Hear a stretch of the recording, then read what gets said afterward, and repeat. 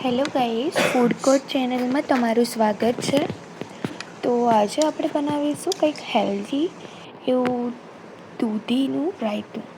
આમ તો દૂધી ભાવે ના, પણ આવી રીતના રાયતામાં કે એની મસ્ત એવી શાક બનાવીને આપીએ તો બાળકોને અને બધાને ભાવે.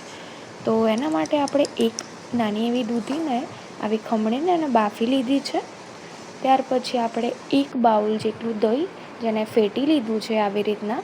પછી એમાં સ્વાદ અનુસાર મીઠું, પછી એમાં 1 ચમચી જેટલું ધાણા જીરા પાવડર. તમે ધાણા જીરા પાવડર ના ખાતા હોય તો એને સ્કીપ પણ કરી શકો છો.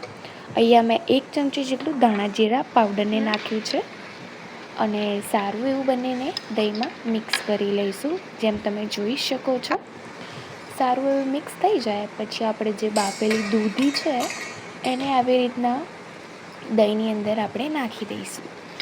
ત્યાર પછી એને આપણે એમાં મિક્સ કરી દઈશું. આપણે જોઈ શકો છો આવી રીતના મિક્સ કરી દઈશું. આટલું જ રાયતું નથી, આમાં એક એક્સ્ટ્રા સ્પાઇસીસ માટે આના ઉપર આપણે એક તડકો લગાવીશું, વઘાર. તો અહીંયા એના માટે આપણે પેન લીધું છે, એમાં મેં સરસોનું તેલ લીધું છે.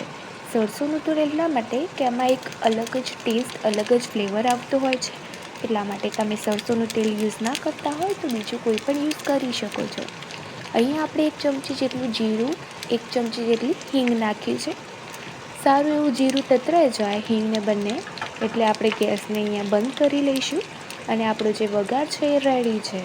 હવે આપણે જે રાયતું બનાવીને મૂક્યું છે એના ઉપર આ વઘારમાં થોડું મરચું નાખી અને એના ઉપર મિક્સ કરી દઈશું.